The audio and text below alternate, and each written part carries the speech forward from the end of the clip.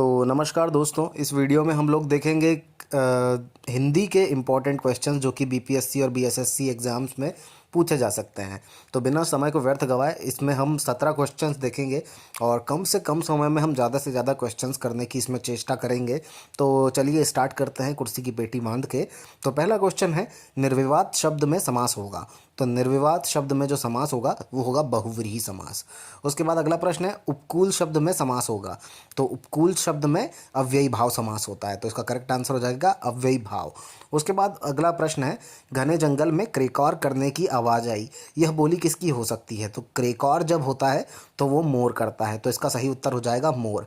इसके बाद ये अगला प्रश्न है हमारा चौथा, कि अनुस्वार क्या है? तो ये जो अनुस्वार है ये अनुनासिक है, तो इसको बोलेंगे हम अनुनासिक अनुस्वार है ये। इसके बाद अगला प्रश्न है, जेठ शब्द का स्त्रीलिंग रूप क्या होता है? तो जेठ शब्द का स्त्रीलिंग रूप जो होता है वो होता है जेठानी, तो इसका करेक्ट आंसर हो जाएगा जेठानी। फिर इसके बाद अगला प्रश्न है, आज मानवता हमसे दूर होती जा रही है, मानवता क्या है? तो इसमें मानवता जो है वो हो जाएगा त्वादितांत शब्द, तो त्वादितांत शब्द जो रहेगा वो हो जाएगा मानवता, तो इसमें मानवता हो जाएगा हमारा त्वादितांत शब्द। उसके बाद अगला प्रश्न है हमारा, प्रत्येक स्वतंत्र और सार्थक वर्ण समूह क्या कहलाता है? तो प्रत्येक स्वतंत्र वर्ण और सार्थक वर्ण जो रहता है वो कहलाता है शब्द, तो उसको हम बोलते हैं शब्द। तो शब्द की परिभाषा है प्रत्येक स्वतंत्र और सार्थक वर्ण। उसके बाद अगला प्रश्न है, कवर्ग का उच्चारण मुंह के किस भाग से किया जाता है? तो कवर्ग जो रहता है उसको हम कंठ से बोलते हैं, तो इसका सही उत्तर हो जाएगा कंठ। इसके बाद अगला प्रश्न है, तुमने इस बार अधिक परिश्रम किया है इसलिए सफलता की अधिक आशा है। यह कौन सा वाक्य है? तो ये जो है ये दो वाक्यों को मिलाकर बना हुआ है, तुमने इस बार अधिक परिश्रम किया है और इसलिए सफलता की अधिकतम आशा है, तो ये हो जाएगा संयुक्त वाक्य।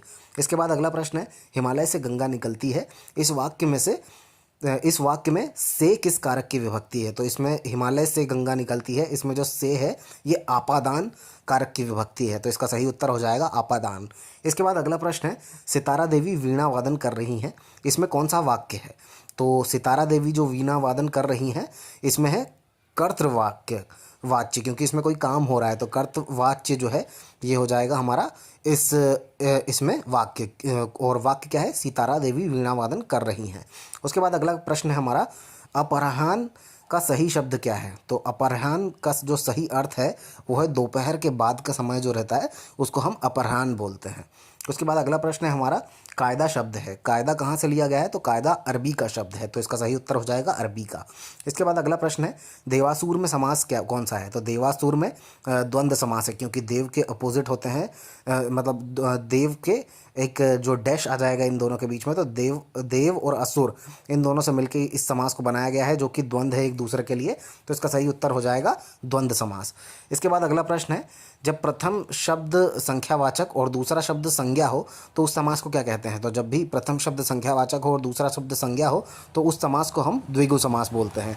उसके बाद अगला प्रश्न है, चंद्रमौली में कौन सा समास है? तो चंद्रमौली में बहुव्रीहि समास होता है, तो इसका सही उत्तर हो जाएगा बहुव्रीहि समास। उसके बाद आखिरी प्रश्न है हमारा, निर्विवाद शब्द में कौन सा समास होगा?